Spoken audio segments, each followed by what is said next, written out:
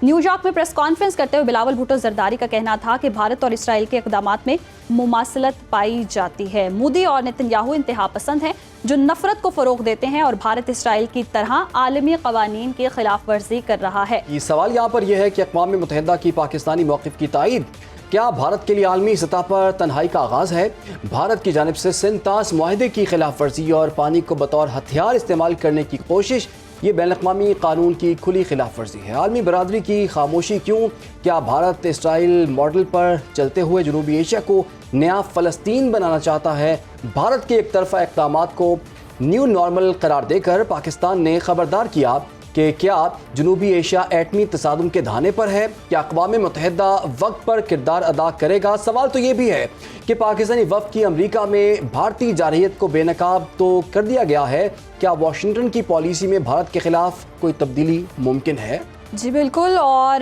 Trump Bharat को खुली छूट देते रहेंगे। इन्हीं सवालात के हवाले से जवाब भी हम लेंगे और हमें इसी पर ज्वाइन किया है हमारे गेस्ट ने भी। जी.आर. बलोच साहब, साबिक सफ़ीर, बहुत शुक्रिया आपके वक्त का। सर कहिएगा, जिस तरह से पाकिस्तानी मौक़िफ़ को सराहा जा रहा है और अब कमेटी के लिए हमें चेयरमैन भी बना दिया गया है, चेयरमैनशिप भी मिल गई है, क्या समझते हैं कितनी बड़ी पाकिस्तान के लिए फ़तह है और भारत को किस कदर तन्हाई का सामना करना पड़ रहा है? Thank you. बिस्मिल्लाहिर्रहमानिर्रहीम। हम कह चुके हैं पहले भी आपके साथ आप ही के प्रोग्राम में कि अल्लाह ने हमें एक नहीं लेकिन मुकम्मल एक बुके ऑफ कामयाबियों का एक गुलदस्ता हमें अल्लाह ने नवाजा, जिसमें अस्करी मैदान में भी अल्हम्दुलिल्लाह हमारी फौज और हमारी कौम सरखरू हुई, और फिर उतनी ही बड़ी कामयाबी हमें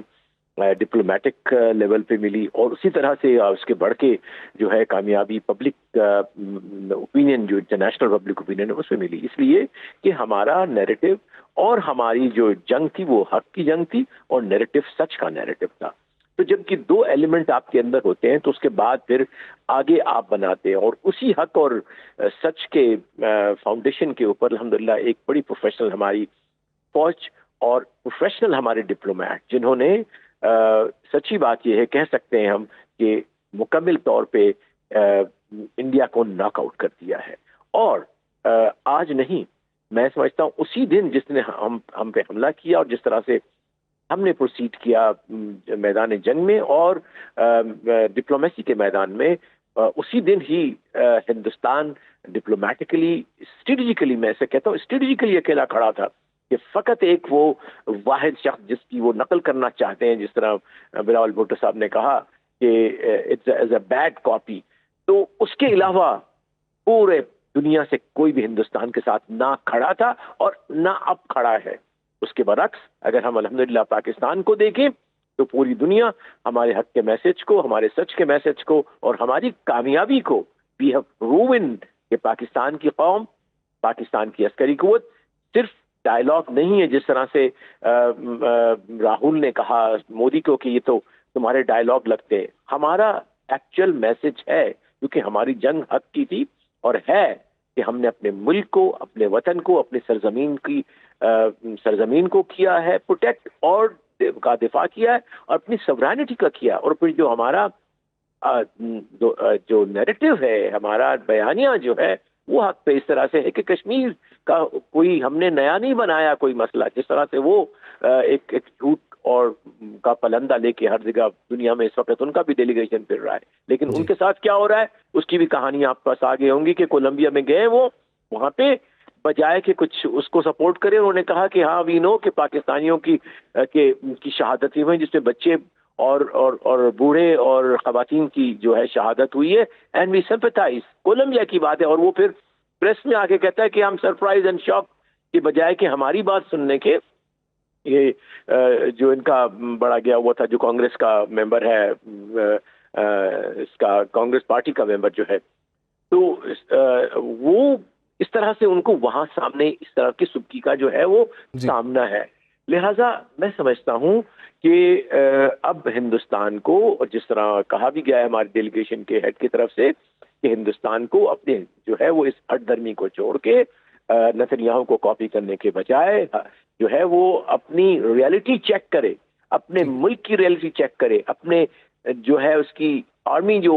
तादाद के लिहाज से तो ज्यादा है लेकिन उसकी कॉम्पिटेंस اس کی پروفیشنلزم اور پھر اپنے جو اس کے ملٹری لیڈرشپ ہے ان کی اپنی اسٹریٹجی کی تھنکنگ جو ہے اس کو چیک کریں. بالکل جی بلوچ صاحب آپ نے ٹھیک کہا, فیکٹ چیک بھی ہو گیا ہے اور ریئلٹی چیک بھی بھارت کو ہم نے دے دیا ہے. اچھا, انٹرنیشنل پولیٹکس میں بلوچ صاحب یہ کہا جاتا ہے کہ کوئی بھی ملک کسی دوسرے ملک کا دوست یا دشمن نہیں ہوتا بلکہ اپنے مفادات کی طرف وہ جاتا ہے. ابھی جو ایکٹیویٹیز چل رہی ہیں سفارتی سطح پر کتنی ایفیکٹو ہیں, اور جس طرح سے پاکستان کچھ ڈوزیئرز بھی دکھا رہا ہے دوسرے ممالک کے نمائندگان کو, اور کچھ ثبوت بھی بھارت کی ہٹ درمی کے اور بھارت کی جو دہشت گردی ہے اس کے ثبوت بھی دنیا کے سامنے رکھے جا رہے ہیں, آپ کو لگتا ہے کہ عالمی برادری میرٹ پر فیصلہ کرے گی اور بھارت کے ساتھ جو ان کے خاص قسم کے تعلقات ہیں وہ آڑے نہیں آئیں گے, اور کیا مفاد عالمی برادری اس میں دیکھ سکتی ہے, اور اس میں اگر ڈپلومیٹیکلی دیکھا جائے تو پاکستان کو کیا ایکسٹراڈنری کامیابی مل سکتی ہے؟ دیکھیے, پاکستان کی کامیابی تو آلریڈی ہے.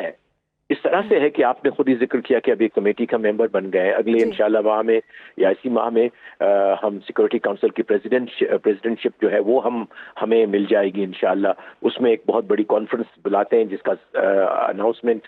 آج ہی میں دیکھ رہا تھا, پریس کانفرنس ہمارے جو deputy prime minister foreign minister نے کیا ہے کہ وہ پیسفل ریزولوشن آف کرائسس کے حوالے سے ایک انٹرنیشنل کانفرنس بھی ہوگی انڈر اس کے, جس میں فارن منسٹرز آتے ہیں. وہ بڑا ایک ہوتا ہے. پھر سب سے اہم جو ہے وہ جو کامیابی ہے وہ ہے ہماری سیکورٹی کونسل میں پہلی جو اسٹیٹمنٹ تھی سیکورٹی کونسل کی, وہ فاؤنڈیشن ہوتی ہے جس کے اندر ڈسپائٹ دا فیکٹ کہ ہندوستان نے بڑا جو ہے کوشش کی کہ پاکستان کا نام آ جائے یا کسی ایسی کوئی آرگنائزیشن کا نام آ جائے جس کو وہ ایلیجڈلی کہتے ہیں کہ پاکستان میں ہے یا پاکستان اس کو سپورٹ کرتا ہے, لیکن none of this happened. اور پھر اہم چیز, کتنے سالوں کے بعد امریکہ کے پریزیڈنٹ نے کہا کہ سب سے فاؤنڈیشنل جو مسئلہ ہے پاکستان اور ہندوستان کا وہ کشمیر ہے,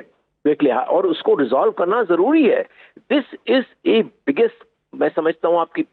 بہت بڑی کامیابی ہے ڈپلومیٹک, اور ہر جگہ جہاں بھی گئے رسپانس یہی ملا ہے. بلوچ صاحب آپ نے ٹھیک کہا, اور اتنی طاقتور انسدادی دہشت گردی کمیٹی کی وائس چیئرمین شپ ملنا بہت ہی اعزاز کی بات ہے, اور یقیناً آنے والے وقتوں میں پاکستان کو اس کے فائدے بھی ہوں گے. آپ سمجھتے ہیں واشنگٹن کی پالیسیز میں کوئی تبدیلی آئے گی, اب بھارت کو لے کر بھارت کے خلاف کوئی نہ کوئی چینجز آ سکتے ہیں؟ مجھے بہت زیادہ اس میں میرا جو انسٹنکٹ یہ کہتا ہے کہ جو بھارت کو انہوں نے مس کیلکولیٹ کیا ہوا تھا کہ جی وہ چائنا کے سامنے کھڑا ہوگا, اب وہ کیلکولیشن ان کو دوبارہ دے آر ریوائزنگ اٹ کہ یہ تو سامنے اپنے سے سو کالڈ کم